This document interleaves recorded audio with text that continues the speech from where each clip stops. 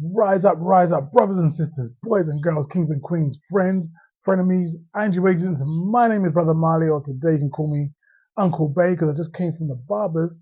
I look so good because I'm going over to a baby naming ceremony. I was about to say a baby shower, but it's not a baby shower. It's a baby naming ceremony. It's something that happens here quite every, all day, every day. Um, Baby is born, and a week after they're born, then the family will declare the name of the baby to the rest of the community. So we're going over to one of those events. Come along with me and let's see how it goes. So it's just a 5 minute journey in the back of a taxi to meet the father of the young man to be named. Let's see what he has to say about this whole topic of taking on this new culture. So we are with the father of the young baby that's enjoying his naming ceremony today, Brother Carlton. Hello, hello. And I wanted to ask him a couple of questions about what got you over here. So where are you from in the States, first of all? I'm originally from Rockford, Illinois. Okay. So that's outside of Chicago? Yep, it's about 60 miles, 60 to 65 miles west of Chicago. All right. So what did you do back then? I did a lot of different things. I was a cemetery plot salesman. I was a cable installer. I was a carpet cleaner. I was a soldier. Hustling. Then I became a business owner, Wow. and I also was a postman. And so that was the best civilian job I had before I ended up starting my own business. Okay. And what business did you do? First business we did was a courier service. So we partnered with another company just delivering actually lotto tickets, stuff from like Staples, paperware, a lot of different things that went to schools, to college that I was around down at Northern Illinois University. Um, did courier stuff all throughout the Chicagoland area, DeKalb, and all those other different places. And then went from that to doing a courier service, um, picking up, retrieving, and taking to a lab like pet samples like blood, urine, feces, things like that. And then we went from that to starting the appliance repair business, which was pretty lucrative. I did the appliance repair business, and then we also started a home health care business. So it sounds like as though you was very much into the whole Western system of things. Mm-hmm. So that must have been a big step for you to go from that to come over to Africa, no? To an extent, but when we came, I know a lot of people they kind of have the fantasized narrative of we want to go to Africa, everything's going to be great, come over here to see the motherland.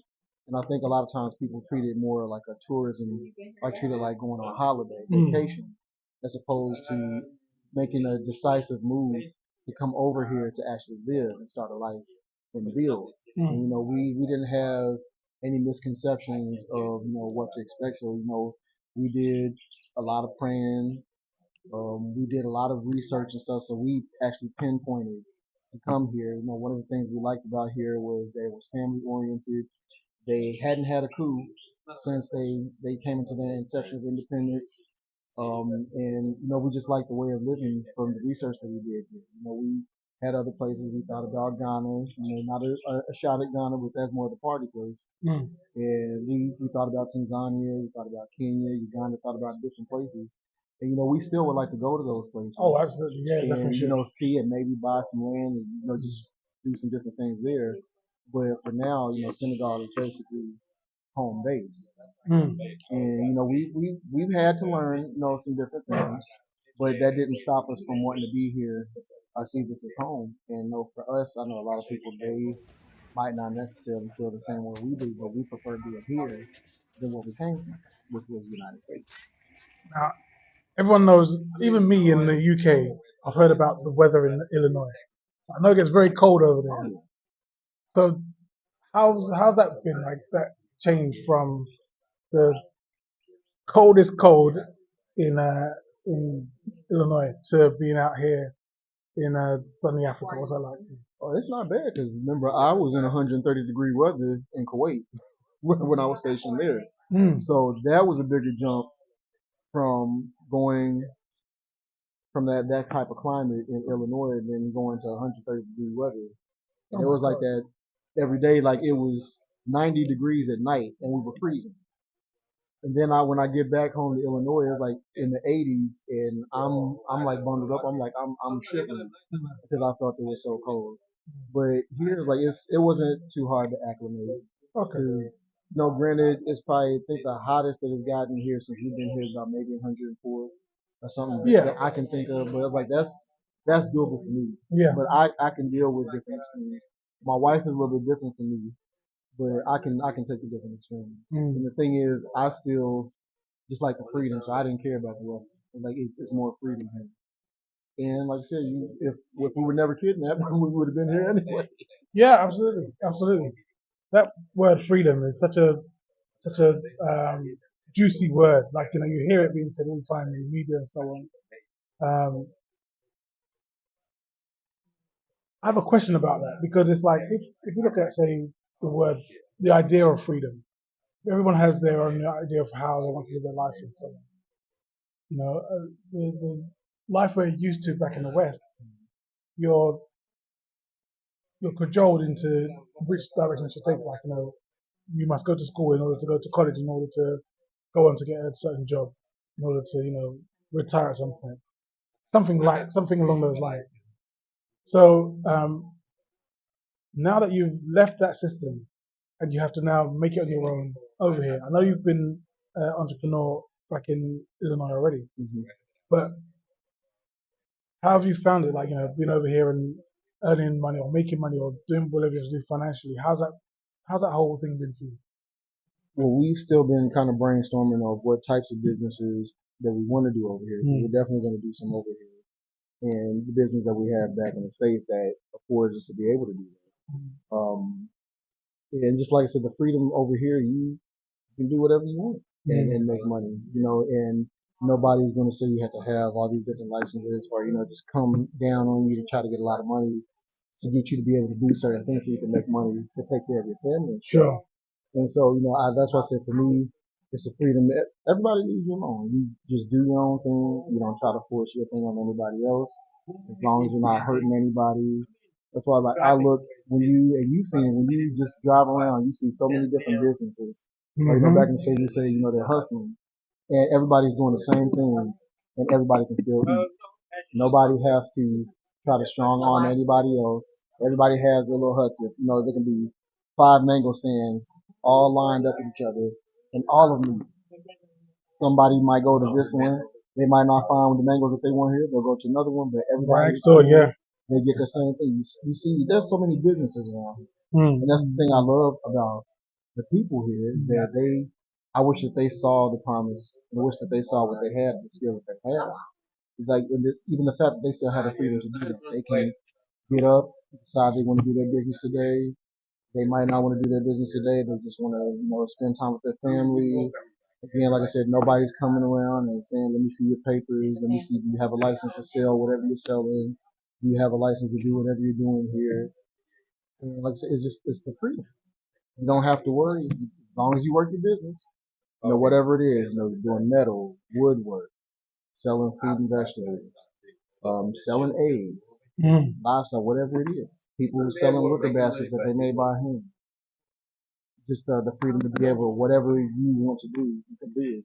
Absolutely. And if you advertise well enough, then you can make a good go. Mm. Back in the States, I was going to school originally to be a corporate lawyer. Because Okay. I always loved law. I wanted to do that. Got deployed the first time, didn't go back to school for 12 years. And then I was like, well, I guess it's not in it for me to do law. So I said, well, I'll do being a physical therapist because they make good money. And the thing is, I was just still thinking about what job can I do that makes a decent amount of money Sure. so I can take care of my family. And truth be told, I hated physical therapy. I didn't want to do it. My heart was in law. Mm. But the thing is, like, I'm just doing this and I'm just thinking about the money aspect, but not about, having joy. But I don't look at happiness because to me, happy is selfish. Because if you're happy, somebody else is unhappy. But having joy in what you do, when you wake up in the morning, you're like, I'm glad to do this. If I just want to paint, Because I can paint, I can draw, I can write music, I can play, I can sing, do all the different things. But the thing is, what's going to bring me joy? And here I have the freedom to say, you know what? This is what's going to bring me joy. This is more than just a paycheck. This is more than just work. Because then, you're a slave to making money.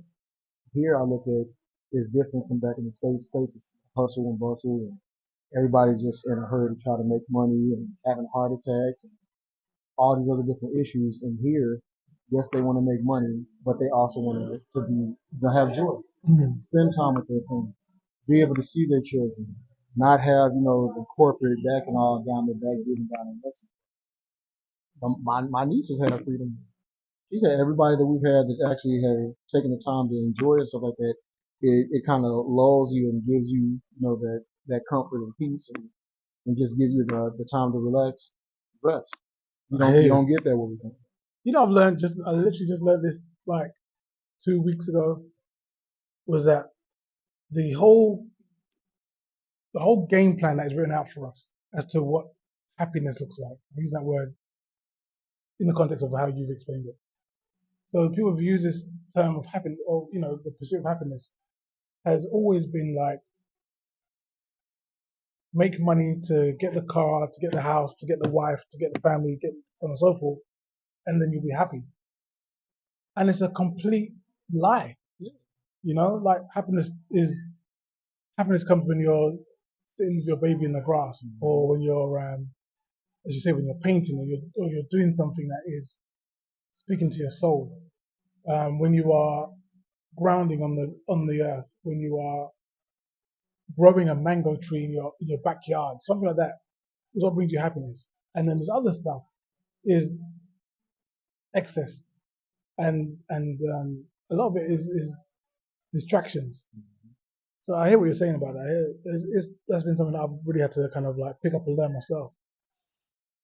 Freedom for me, not to cut you off. Yeah, sure. When I was thinking about it, one of the greatest joys for me is I get to be home. I get to be around my children virtually 24/7, be around my wife. I don't have to be taken away from my family and be gone for like 8 to 10 hours plus a day. Then I come home, only get to spend a little bit of time with them because you're tired. Yeah, it's good to put them to bed. Then you got to put them to bed. Then you got to get up, start the whole thing over again. My children get something from me and my wife that I didn't get and that she didn't get from our parents. They get to see us, and of course, but my daughter, because she gets to see so much, when she doesn't get to have that, she acts up because she used to daddy and mommy being around.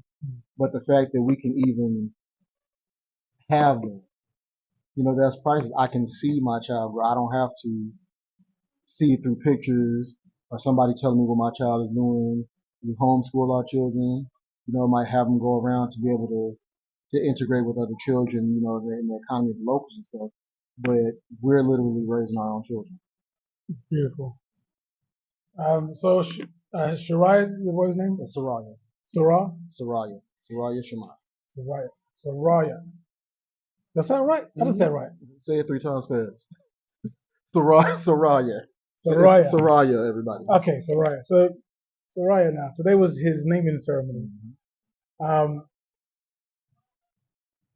So we don't have naming ceremonies back in the UK. I'm assuming they don't have naming ceremonies back in America, do they? Well, culturally, something that's here. But that's one thing that was taken away from us. And but I love it. I think it's a great idea. I love it. I feel very comfortable, very comfortable, taking on that part of the local culture and embracing that into something that I want to do myself going forward. How have you found getting involved with the local culture? Because it's with us coming from a quote unquote Christian country, and then coming into Islamic country, there are differences that you see, in how people greet you and how just small things like you say something wrong, oh, astaghfirullah, and you wouldn't say that in the West. Have you found that the whole cultural difference? To me, it's not that much of a difference because this is a Muslim country, predominantly Muslim. They do have the Christian contingent. Absolutely. They have, I guess, it's considered African spiritualism. Mm. Um, I'm a Hebrew Israelite, Okay. so that, and the thing is, Islam and that they kind of have similarities. But the beauty, like I said before, is they don't mess with me. I don't mess with them. Everybody basically kind of integrates and say, you do your thing. That's good for you. I'll even do this thing with you, like I look at with when during the Muslim holidays, the Christians do it with them. When the Christians celebrate their holidays, the Muslims do it with them. That's so It's true. like nobody's Facts. back in the States and in the UK. Yeah. Everybody's fighting. It's like we don't have time for that. It's Yo, like, people love a as holiday long over as here. you People you love a don't make me holiday. do what you do, you don't force it on me. Like I said, like my niece, my wife, and also that's good for you. I love that for you. Mm. And they're not saying that it's a bad thing. They're just saying it might not be for me, or I might not necessarily believe the way you believe, but I'm not going to mess with you about it. I might partake in some of it with you. I might not. But the thing is, you're able to do what you want to do. You're able to believe what you believe, and nobody's trying to force their beliefs.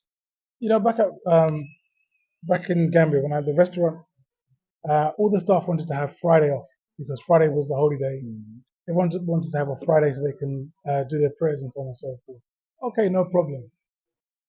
And then when 2 o'clock, when the prayer time? What was it for? I think it's still 2 or 4. I can't remember which one it was. But people wanted to take time off to go and pray at that time as well in the afternoon. But then on Christmas time, everyone's to take off Christmas time as well. I'm like, yo, y'all don't even. you don't need Christmas. You got all this time you're taking off during the year. Why? So everyone does. You're right. Everyone They sort of believe like in holidays. They love a no matter holiday. what it is. Love a holiday. So my last question for you, brother. So there'll be people watching this video who are considering making a move over to Africa. Some will be from the States, some will be from the UK, some will be from other parts of Africa. What advice would you give anyone coming over? What advice would you give? Well, I would say do research first. Mm-hmm. Look at the pros and cons to wherever you want to go. Come up with a plan for money, how you're going to fund it, and make sure that you have a budget. Make sure that you travel wisely, keep your head in the swivel wherever you go. Don't take everything face value. Find somebody that's on the continent or whatever country you're at that's actually trustworthy, that can be vouched for. And because over here is different from where we come from in the West, UK, European countries. It's all about relationships. And so when you find the right kind of relationships, that's what opens up the doors to be able to get more of dealing with the locals, be able to get more of understanding, understand how to traverse and go around within that economy, within that system, and that culture. Don't take the tourist type thing. Don't look at coming over here like a vacation, because you're gonna mess up. It has to be that I'm being decisive. I'm coming here because I'm thinking about living here, making a live, or even I just want to do business. Mm-hmm. But the thing is, you have to have that mindset that this isn't just playtime. This just isn't a vacation. You don't have some romanticized view of, I'm coming back to Africa, back to the motherland. Everything's going to be great. Everybody's going to welcome me with open arms. It's like you have to work. Got to. You have to decide, because there's many people that have come here, either whether to this country or other African countries, and they didn't last. Because it wasn't that the country or the locals was bad within itself. It's just that the person didn't have the right mindset. So you got to have a lot of intestinal fortitude. We've had some lumps and bruises. We've had some ups and downs, but for the most part, we love it. And again, I would still rather be here where I'm at than where I came from. I look at this environment. It's beautiful here. We in Africa. Me and my wife and my niece kept on saying we're in Africa. And it's like, I don't know what we thought it was supposed to feel like, but it was like I never left from where I came from, as far as like, I feel at ease. I feel at home. I don't feel like I'm in a foreign place. I was never living with peacocks in London, that's for sure. No peacocks, no nice pool, just having, it still gets used to having like cleaning staff and all those other different things. because how we look at it from what happened with our ancestors. You got grass, Africa has everything. It's beautiful. All the countries rape Africa for its resources and stuff like that. So like everybody, I'm not knocking anybody that wants to go to Europe and Cancun and America and all these other different places that we're told are great, but like the beauty is here. Everything is here, and you just got to have the right mindset. You can't just, like I said, you can't just come over here and think everybody's going to love you just because you came here. And also got to have the mindset not to act like a colonizer, because that's another thing that some of us do. We take on the spirit of the places that we came from, and we treat the locals in a way that the other people treat them and how they treat us. And it's like you can't be a hypocrite. That's right. Thank you very much for your wise words, brother. I appreciate Thank you for having me. Let's move on to the next step, shall we? Let's go. And that next step is all around you. If you want to come over to Africa to stay, you want to have somewhere to stay long term or something like that, then you need to consider what Brother Carlton was talking about, because all of us, we have a number of jobs we go through, a number of things we do. Like, the last job I did was data analyst for the government. The first job I had was being a air conditioning guy, like a HVAC guy. It was my first job. So I too have had a number of different roles. So you can take that information and bring it over here and set up something that you can run yourself.